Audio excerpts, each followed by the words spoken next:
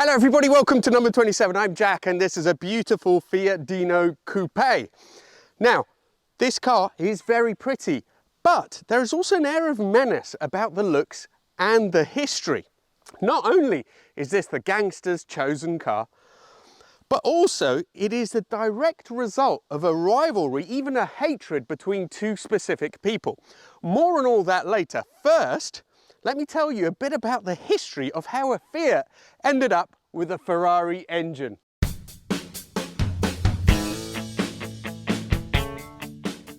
So it all began in 1966 when the FIA decreed that in order to be able to use an engine for racing in Formula 2, you also had to use that engine in 500 road-going examples. Now, Ferrari weren't in a position to do that. They weren't selling enough cars.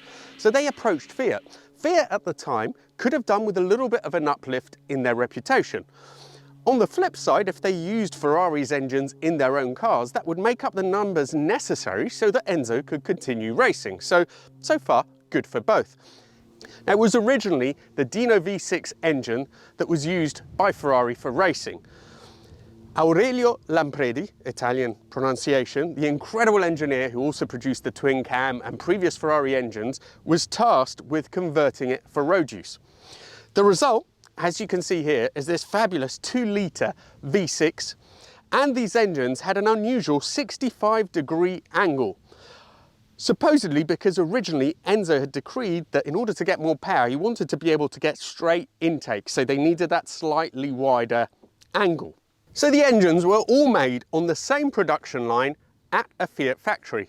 Yet Fiat declared 160 horsepower, while Ferrari, for the identical engine, said it produced 180 horsepower in the 206 GT, in the Dino. Why is that? Well, some say that there was some confusion between SIA and DIN figures.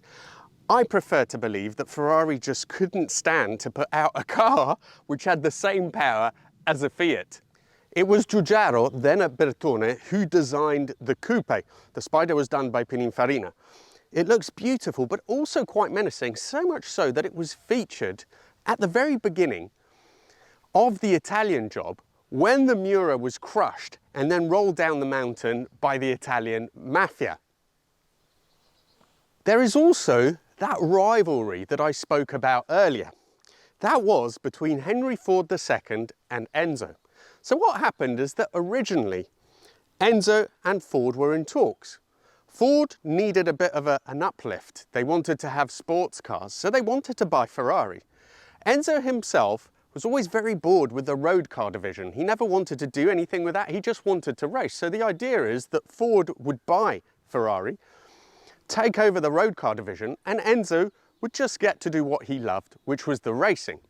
However, in '63, that deal fell through very acrimoniously. It said that Enzo insulted Henry Ford, said he was not a patch on his grandfather, the original Henry Ford.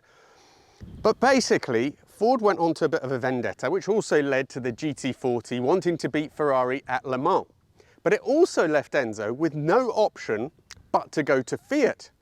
So indirectly, that rivalry led to the very existence of the Dino Spider and the Coupe. But enough on the history. I'm sure that, like me, you're dying to hear how it drives.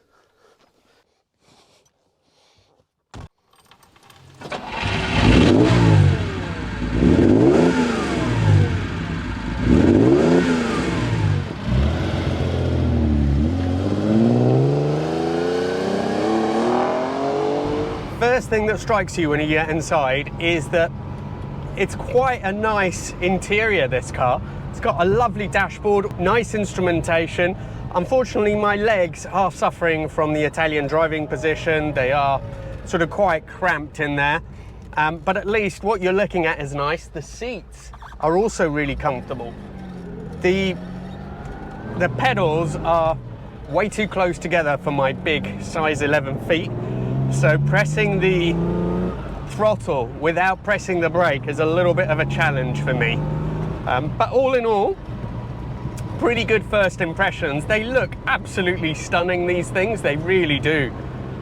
It's funny because when he first arrived, I immediately thought, I wonder if this could be the car that could replace the the Influenzo, my 308, because I do really like it in this color as well, this sky blue. It's absolutely gorgeous, gorgeous, lovely interior. What's not to like? Okay, perhaps the driving position is a little bit compromised. You've got the wheel with that strange dish forward, the bus driver kind of position for it, which is a bit unusual by modern standards. Even at these slow speeds though, the ride is really nice and the steering just feels quite sweet. It doesn't feel nervous, it doesn't feel, you know, it feels nicely weighed, communicative. I know I'm expecting a lot from this engine-wise because Ian Tyrrell, I think, says this is one of his favourite ever engines and that he was disappointed after this when he went to the V12s and they didn't sound special enough. So let's see, but we're coming up to the junction. So we're going to slow down now and we're going to do a pull through the gears and see if the V6 comes alive. Pretty sure this car has a standard exhaust system, which is why it sounds a little bit muted at these lower speeds.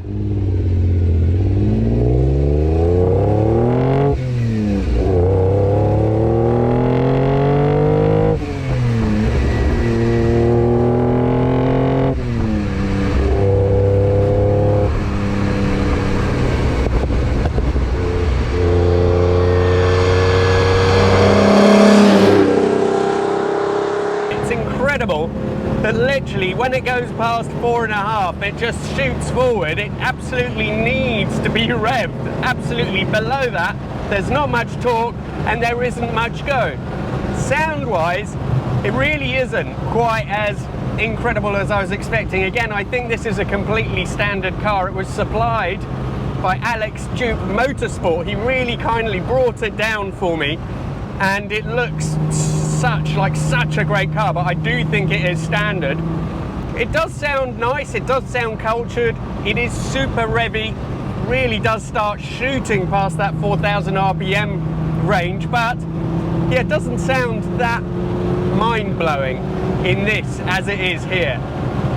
I think that also what helps is having a different induction box. The Fiat induction, which looks standard on this, is a little bit restrictive, so that's a bit of a shame.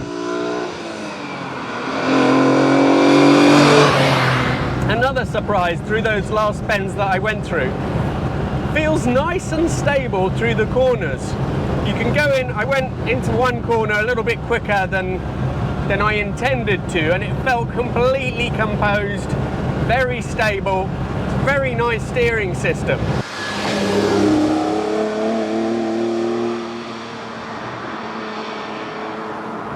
Now there's quite a big difference between the 2.4s and the 2 litres, and there's proponents for both cars. I think most say the 2 litre cars are purer. Again, you have to rev them. The 2.4 didn't really make that much more power, but it had a lot more torque, so it made it more drivable. It also had independent rear suspension, whereas this doesn't. It has an axle with leaf springs as well. So the 2.4 was more advanced, but I think these are supposed to feel a little bit more live, a little bit more agile, and it feels absolutely lovely. Honestly, what a car. I love it. I love it. Now, freeing up that engine a bit, the exhaust at least, I think is a must to get the most out of it. But it handles really nicely, it turns, it's nice and stable. That gear change is not particularly fast, but you have to be quite deliberate with it. But it's nice, quite precise.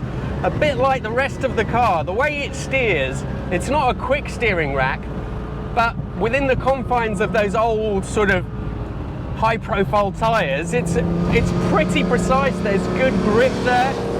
Again, 3,500 revs doesn't do anything. 4.5, suddenly it livens up and it's turbine-like, that V6. What a special thing. Handles a lot better than I was expecting. At lower speeds, you think it might be a little bit staid, perhaps. But then as you go quicker, it livens up. It all becomes lighter and works together really well. Let's do another pull and get the most out of that very special Racing Heritage engine.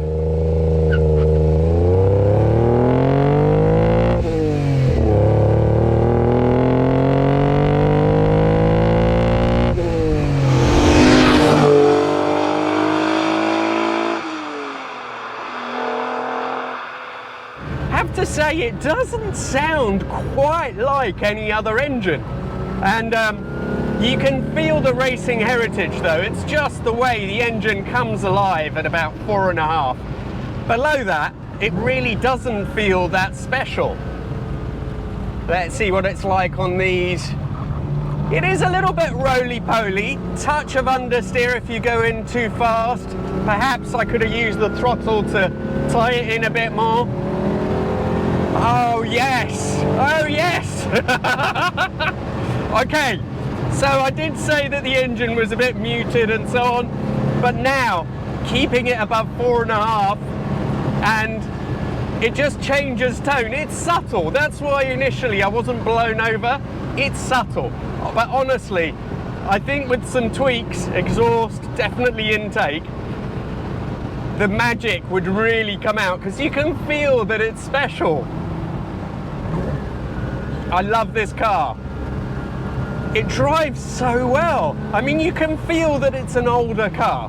Definitely. I mean, there's a bit of weight to the steering. It's a bit ponderous off center, so it takes a while before it starts steering. There's a tiny bit of delay there just as the car leans in a little bit. So it's not super slick, it's not super precise, but it would make a great GT.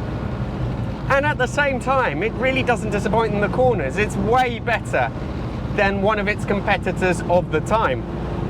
Now this was an odd car because back in the late 60s, you either had humdrum normal machines, you know, the sort of lower end coupes, sporting saloons, or you had the really high-end stuff. So you had things like the Lamborghinis, the Ferraris. There was nothing in between apart from this, and really in a way the Alfa Montreal. That has a very special engine, but I have to say this is feels way better in terms of handling, way better.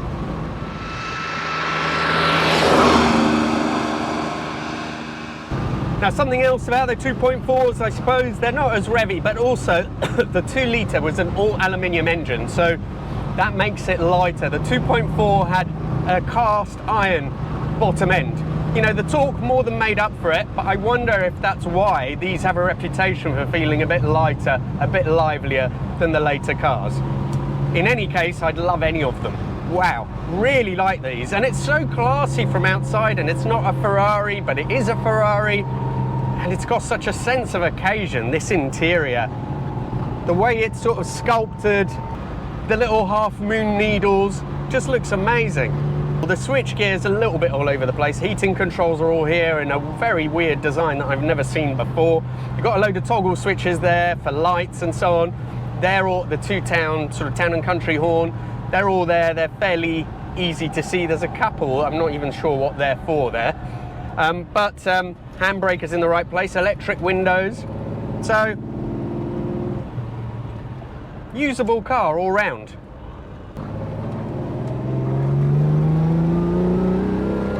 Oh, I just haven't driven it enough. Unfortunately, the thing with what I'm doing with the GoPro stuff, I'm limited in how long I can take cars out. And today I'm also filming another car, quite closely linked to this, and I would love to spend another couple of hours with this. I really love the car, and I do love that engine. I take all back what I said at the beginning. You've just got to get a feel for it, and then it is lovely. Thank you so much. Check out Alex Dupes Motorsport. Look at his website. He sort of specializes in these older Italian cars. He works on them. I don't know if he does sales as well, but anyway, have a look at his website because he's a good man to know if you have an Italian car of this era. If you want me to do a review on one of your own cars, then please do get in touch, and please have a look at the Dino Spider review that I did about a year ago. So same car as this, but the Spider feels very different to this, I have to say. And although I personally really do like the Spider, I prefer, you know, the closed coupe type, so this would probably be the car I'd have over both of them, although the Spider is even rarer than this. 75% of production of these was the coupes, so they are the more common car. Thank you so much for watching. I really look forward to seeing you for the next video. Oh yes.